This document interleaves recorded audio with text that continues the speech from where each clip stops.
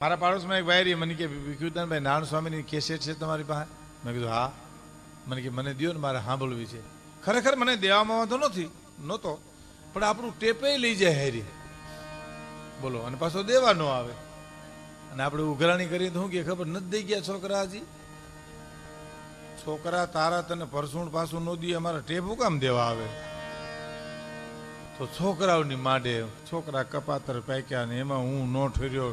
હવે એના છોકરાની સાંભળવી કે આપણે આપણા ટેપની કરવી?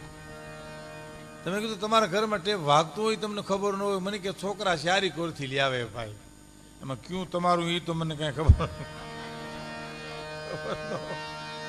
એટલે મેં કીધું આને ના તો ન પડાય. એટલે મેં કીધું ભાઈ કેસેટ તો છે નારાયણ સ્વામીની મારી પાસે, પણ મારે આજ બપોરે સાંભળવી છે, પછી મારા મામાને મોકલી દેવી. મને કે હાવ પાકું કરી નાખ્યું. કેટલા વાગ્યા? મને કે, મેં કીધું 3 થી 4:30. મને કે 3 થી 4:30 તમે ક્યાંય જાઓ જ નહીં? મેં કીધું ના. મને કહો તો એમ કરો, હું 3:30 વાગે અડધી કલાક તમારું સ્કૂટર લઈ જાય. હવે નાનો પાડતા અને કેમ પૂગો કેમ તમે? હું માગવા આવે, હું લઈને જાય, વિચાર કરો. આવા ગાળિયા લઈને ફરે પડના દીકરા.